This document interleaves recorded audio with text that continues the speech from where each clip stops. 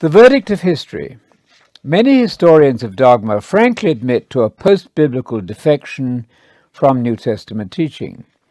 Things went terribly wrong in the centuries following the death of the apostles. The following quotations from leading experts tell their own story. In the year 317, a new contention arose in Egypt with consequences of a pernicious nature. The subject of this fatal controversy, which kindled such deplorable divisions throughout the Christian world, was the doctrine of the three persons in the Godhead, a doctrine which in the 3 preceding centuries had happily escaped the vain curiosity of human researchers.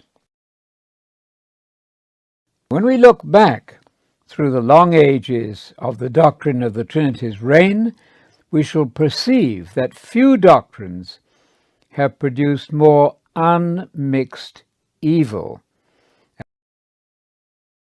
Christological doctrine has never in practice been derived simply by way of logical inference from the statements of Scripture. The Church has not usually in practice, whatever it may have claimed to be doing in theory, based its Christology exclusively on the witness of the New Testament.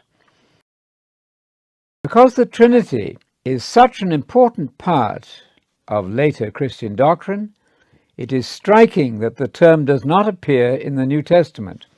Likewise, the developed concept of 3 co-equal partners in the Godhead found in later creedal formulations cannot be clearly detected within the confines of the canon.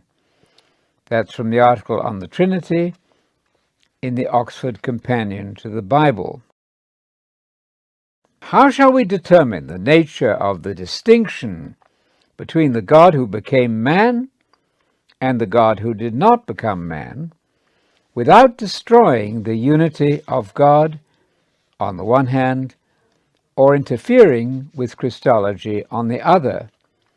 Neither the Council of Nicaea nor the Church Fathers of the 4th century satisfactorily answered this question.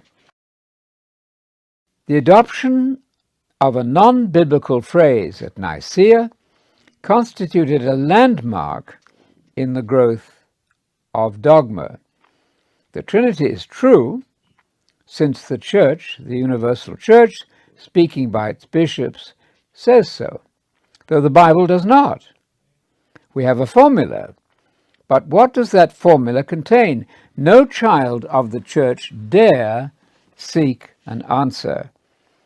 That's from the article on dogma and dogmatic theology in the Encyclopaedia Britannica of 1936.